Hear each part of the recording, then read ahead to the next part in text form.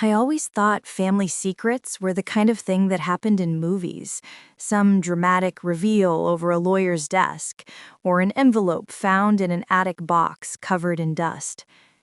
I never imagined I'd be standing in the middle of my cramped kitchen, staring at a piece of mail that didn't even belong to me, while my whole world quietly collapsed under the weight of a truth my own blood kept hidden. It started on a Tuesday, nothing tragic, nothing cinematic, just an ordinary, stale Tuesday. I was late for work, coffee was bitter, and my mailbox was stuffed with the usual garbage, flyers, bills, and something that looked official. I didn't even open it. I tossed everything onto the counter and rushed out the door. If I'd known that envelope held the key to the biggest betrayal of my life, I might have taken a breath before leaving. Or maybe I wouldn't have. Maybe I needed to discover it exactly the way I did, accidentally, messily, and unprepared. It wasn't until that night when I was cleaning up that the envelope slid off the counter and spilled open on its own. I picked it up, ready to toss it out, and then I saw my last name printed across a letterhead I recognized, the law office that handled my grandfather's estate. I froze. He'd passed away 2 years ago, a quiet, gentle man with the kind of presence that didn't leave a room. It lingered in the walls. He used to call me his bright one, the kid who'd make something out of nothing. He believed in me long before I learned how to believe in myself. But when he died, I was told he didn't leave anything behind for anyone. No will, my mom said. Nothing was in his name, my uncle added. He spent everything, my aunt insisted. I believed them. Why wouldn't I? Family doesn't lie about things like that. Except they did. The letter in my hand was addressed to my mother, not me. My mother. A distribution notice for remaining assets. My eyes skimmed the words until they caught on a number. $120,000. My breath actually left my chest. Not dramatically, not like a gasp, but like I'd been punched so hard my lungs forgot their job. I read it again, and again, and again. The estate had been settled 18 months ago. The funds were dispersed. My mother had signed for it. And according to the attached document, the money wasn't meant for her. It was meant for me. I sank into a chair. My hand shook so badly the paper rustled like leaves in a storm. I thought maybe I misread it. Maybe it was some tax form. Maybe I was losing my mind. But it was all there. My grandfather had left me everything he had, every last dollar, all 120,000 of it. And my family, every single one of them, hid it. My first reaction wasn't anger. It was heartbreak, that slow, nauseating ache that creeps up your spine when you realize the people you trust the most don't see you as part of their world. They see you as an obstacle, a threat, a problem. My phone sat on the table like it was daring me to call her. I picked it up anyway. She answered on the second ring. "What now?" she snapped. No hello, no warmth, just her usual tone, stressed, irritated, distant.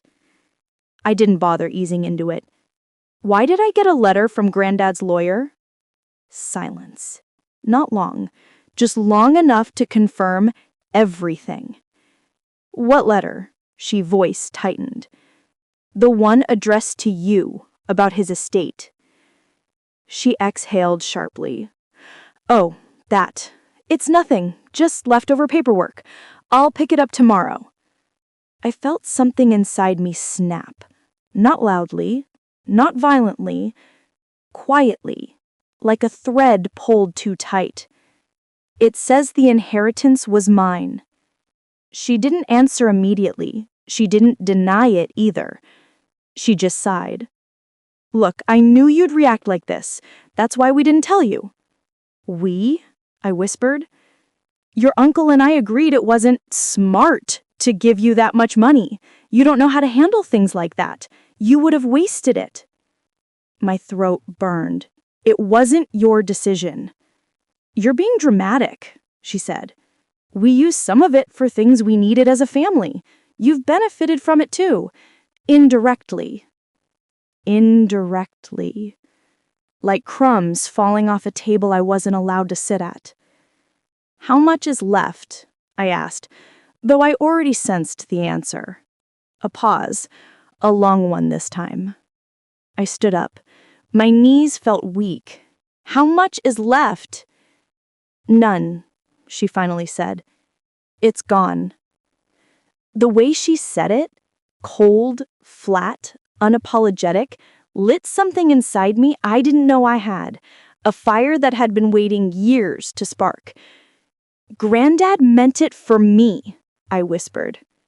"Well, he's not here to argue with us, is he?" I hung up before I said something I couldn't take back.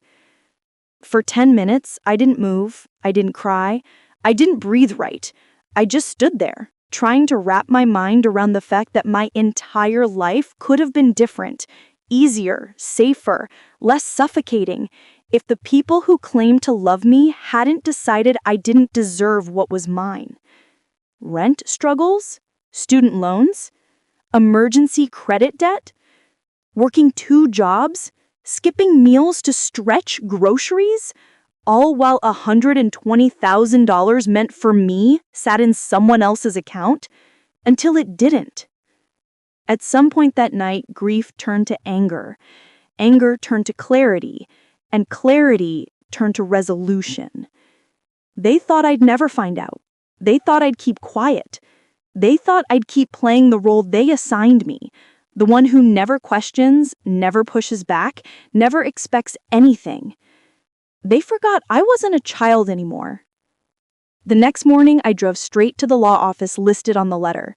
I didn't call ahead. I didn't ask permission from anyone. I was done asking. The receptionist recognized my last name immediately. She said, "Oh, come in," her voice shifting from surprise to something that almost sounded like sympathy. I sat across from the lawyer, a man who looked like he'd been waiting for this moment. He slid a stack of papers toward me. "Your grandfather was very clear about his intentions." I swallowed. "He left everything to me?" Yes. He nodded slowly. "I personally explained his wishes to your mother and your uncle. They signed acknowledging full understanding." My chest tightened. "And they told me I didn't want to claim it?" He hesitated. Then, almost reluctantly, "They told me you were aware of the situation and asked them to manage it on your behalf." I laughed. Short, humorless, painful. "They lied." He nodded once, like he already knew. "Can I do anything?" I asked. He leaned back, folded his hands, and looked at me with a seriousness that made the room feel smaller. "It depends on how far you're willing to go," he said. I didn't answer him right away. The question echoed in my mind. How far am I willing to go? I'd spent my whole life avoiding conflict, shrinking myself down to keep the peace, apologizing for things I didn't do just to stop the tension from rising. But as I sat in that cold office chair, surrounded by documents carrying my name, a name my family used against me, I felt something shift. For the first time, I wasn't scared of the fight. I was scared of what would happen if I didn't fight. "I want to know the truth," I finally said. "All of it. Every detail." The lawyer nodded and slid another document across the table. "This is the original will, signed, notarized, and witnessed. Your grandfather specifically directed that his estate be transferred to you upon his passing. He made this decision after noting significant tension between you and the rest of the family." My chest tightened. I blinked, forcing myself to breathe. "He knew?" "He suspected they wouldn't honor his wishes if he wasn't explicit." He leaned forward. He trusted you. That's why he wrote this. I stared at my grandfather's shaky handwriting, remembering how he used to hold my face in his hands and tell me, "Kiddo, life will try to dim you. Don't let anyone touch your light." I didn't realize he was trying to protect me even from our own blood. "What are my options?" I asked. "Well," the lawyer said, choosing his words carefully, "you can pursue legal action, misappropriation of funds, fraud, concealment of inheritance. It's a strong case, especially with these signatures." I swallowed hard. The thought of dragging my own mother to court felt like swallowing glass. But the thought of letting it go, letting them get away with it, hurt even more. "And if I don't?" I asked. "Then nothing changes," he said. "They keep everything. The money is gone, yes, but the principle remains." The principle, the betrayal, the silence, the audacity to rewrite my life without my knowledge. I left the law office with copies of every document. The weight of the file folder felt heavier than anything I had ever carried, not because of the papers, but because of what they meant. I wasn't walking out with money. I was walking out with the truth, something far more dangerous. I didn't go home right away. Instead, I drove aimlessly through the city, headlights streaking across my windshield while I tried to process the mess my family had woven behind my back. Every mile made the reality clearer. They had taken something from me that they had no right to touch. Not just the inheritance, my trust, my history, my grandfather's final message to me. When I finally pulled into my driveway hours later, my phone had blown up with missed calls, mostly from my mother, a few from my uncle, one from my sister, which surprised me. She normally stayed out of anything that required loyalty. I ignored all of them. Instead, I sat on my couch and opened my grandfather's will again. I read it slowly this time, tracing the ink with my finger. He'd written a note at the bottom, one I hadn't noticed before, maybe because my hands were shaking earlier. It said, "For my bright one, use this to build the life you deserve." The tears came quietly, without warning. Not messy, not dramatic, just the kind that slip out when the heart is too full of things it never wanted to carry. That night, I made a decision. I wasn't going to scream. I wasn't going to beg. I wasn't going to ask for explanations they would twist anyway. If my family saw me as someone too weak to handle my own inheritance, then they were about to learn exactly how wrong they were. The next morning, I called my mother. She answered instantly, her voice sharp.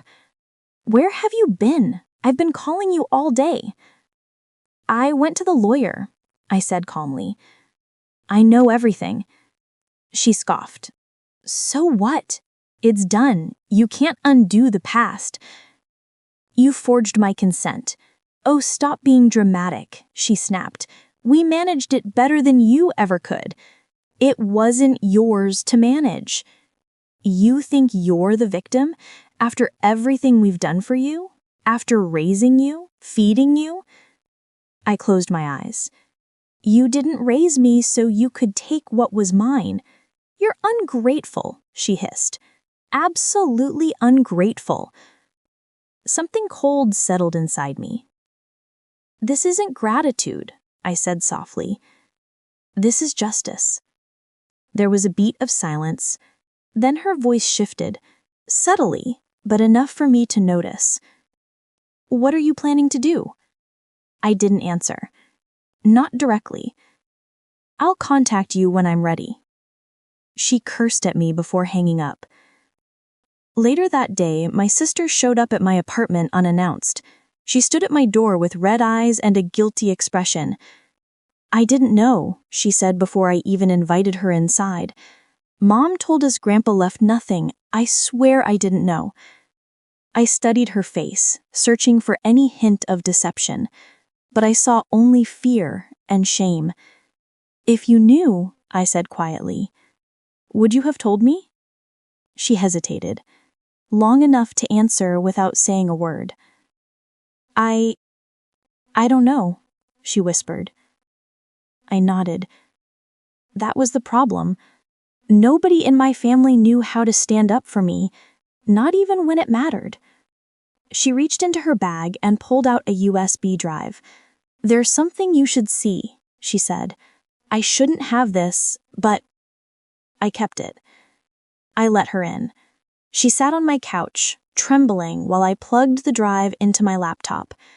Inside was a video file, security footage, stamped from the law office's waiting room. "What is this?" I asked. "Just watch," she said. I clicked play. There was my mother, my uncle, sitting in the waiting room 18 months ago. The audio wasn't clear, but enough words slipped through to make the blood drain from my face. "She doesn't need to know. Just sign it. She wastes money. She'll thank us later. She's too emotional. We deserve it more than she does." My stomach twisted. My hands curled into fists, watching them talk about me like I was some reckless child, someone undeserving, someone less. "Why do you have this?" I asked. My sister looked down. "I overheard Mom talking on the phone the day they went. I didn't know what they were doing, but I got suspicious. So I asked the receptionist for a copy. I told her I needed to verify Mom's appointment time for insurance forms." I stared at the screen. The betrayal felt sharper now, layered, undeniable. "You need to show this to the lawyer," she whispered. I closed the laptop slowly, like if I moved too quickly, everything would shatter. "I will." My sister hesitated. "I'm sorry," she said, "for not protecting you." I didn't respond. Not because I didn't care, but because sorry didn't put $120,000 back in my hands. Sorry didn't erase 18 months of struggle. Sorry didn't fix the fracture running through my chest. After she left, I sat alone again. Just me, the documents, and the video. 3 pieces of evidence that proved everything my family had tried to bury. And suddenly, the question from the lawyer echoed again. How far are you willing to go? I knew my answer now. All the way. I didn't sleep that night. I lay awake staring at the ceiling, rehearsing conversations I'd never actually say out loud, imagining confrontations that never played out the way I wanted. But somewhere between midnight and sunrise, my nerves settled into clarity. I finally understood something I'd been avoiding my whole life. Sometimes, the only way to end a cycle is to walk right into the fire that created it. The next morning, I returned to the lawyer's office with the video. He watched it without interrupting, his expression sharpening with every passing minute. When it ended, he leaned back in his chair and folded his hands. "This," he said slowly, "changes everything." I exhaled shakily. "So, I have a case?" "A very strong one, not just for asset concealment. This is intent, deliberate, coordinated fraud." He looked at me. "If you want to pursue this, we can move quickly." I nodded. "I want to do it." But even as I said the words, a part of me trembled. Not from fear of the fight. No, that part of me had quieted long ago. I was terrified of what winning might mean, of what losing my family completely might feel like, of how empty the holidays would be, how quiet the milestones, how different my world would become without the people who raised me, even if they broke me. The lawyer must have sensed the conflict swirling inside me because he softened his tone. He said, "You're not doing this to hurt them. You're doing it to protect yourself." I swallowed hard. I know. We drafted the legal notice that day, a formal letter outlining every violation, every forged signature, Every instance of manipulation, every dollar misused. Seeing it written out in clean, emotionless language made the betrayal feel sharper, colder. It wasn't just family drama. It was theft. It was deception. It was a crime. When the notice was ready, the lawyer asked, "Do you want it emailed or delivered in person?" I didn't hesitate. In person. So that afternoon, I drove to my parents' house with the envelope sitting on the passenger seat, heavy enough to feel like a verdict. My hands were cold on the steering wheel, but my heartbeat was steady. For the first time in my life, I wasn't the child they could talk over, or dismiss, or mold into silence. When I arrived, my mother opened the door before I even knocked. She had that look on her face, the one she wore whenever she was preparing to scold me. "What are you doing here?" she demanded. I stepped inside and held out the envelope. "You need to read this." She tore it open with theatrical annoyance, flipping through the pages. I watched her face change second by second. The irritation, the confusion, the disbelief, and finally, the fear. "What is this?" she snapped. "A legal notice," I said calmly. "I'm pursuing action." Her voice rose. "You're suing your own mother? You stole from me." "Oh, stop being dramatic," she shouted. "We did what was best for you. You would have wasted that money." "It wasn't your money to decide," I said quietly. "We're your family." "And you treated me like a stranger." She opened her mouth to speak, but no words came out. She looked furious, offended, cornered, like a queen dethroned by her own shadow. My uncle walked in from the living room, eyes flicking to the papers in her hands. "What's going on?" "She's accusing us of theft. Her own family?" My uncle stepped closer, lowering his voice. "You really want to go down this path?" I met his stare. "You already put me on it." He scoffed. "You won't win." "I already have evidence. The video, the documents, the signatures." Their eyes widened at the mention of the video. My mother's voice trembled. "You had no right." "You had no right," I said again, gently but firmly. "Not to my inheritance, not to the decisions, not to my future." For a moment, the room was silent. The kind of silence that happens when truth finally lands in a place where lies have lived for years. My mother's voice cracked, softer now. "We needed the money. Your father's medical bills, the debts. Everything was piling up. You don't understand how hard it was for us." I felt something inside me flicker, a memory of childhood nights listening to whispered arguments behind closed doors, a reminder of how often they hid their struggles from me. But then I thought of something else. The 18 months I spent drowning financially while they watched me struggle and said nothing. The way they let me believe I was failing. The way they let me work overtime shifts just to make rent while they had access to something meant for me. "You could have told me," I said quietly. "I would have helped if you asked. But you didn't ask. You stole." Her tears fell then. Real tears, or maybe just convenient ones. I didn't know anymore. I couldn't tell the difference. "I'm not trying to punish you. I'm protecting myself. I deserve that." My uncle's jaw clenched. "So that's it? You're cutting us out?" "No," I said. "You cut yourselves out." With that, I walked out of the house.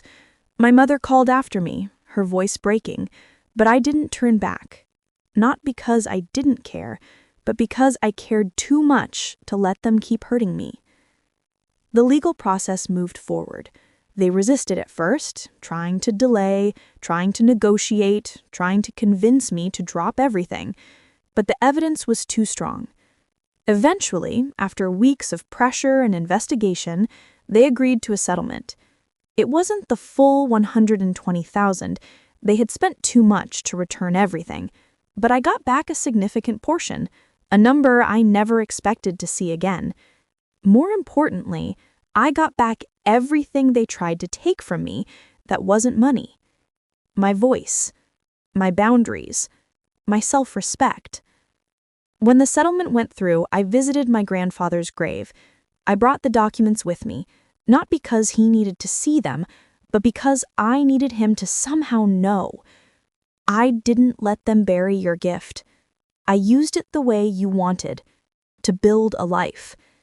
A soft breeze moved through the trees. Maybe coincidence, maybe comfort. Since then, my relationship with my family has changed. Not broken, not erased, just transformed, like a wall rebuilt with stronger materials. I keep my distance. I protect my energy. I choose what parts of myself I share. And sometimes, on quiet nights, I think about how different everything could have been if they'd just trusted me, if they'd honored his last wish, if they'd believed I was capable of building something with what he left me. But I also know this. Sometimes betrayal is the push the universe uses to steer you back to yourself. Losing them made me find me. And that is worth more than $120,000 ever was.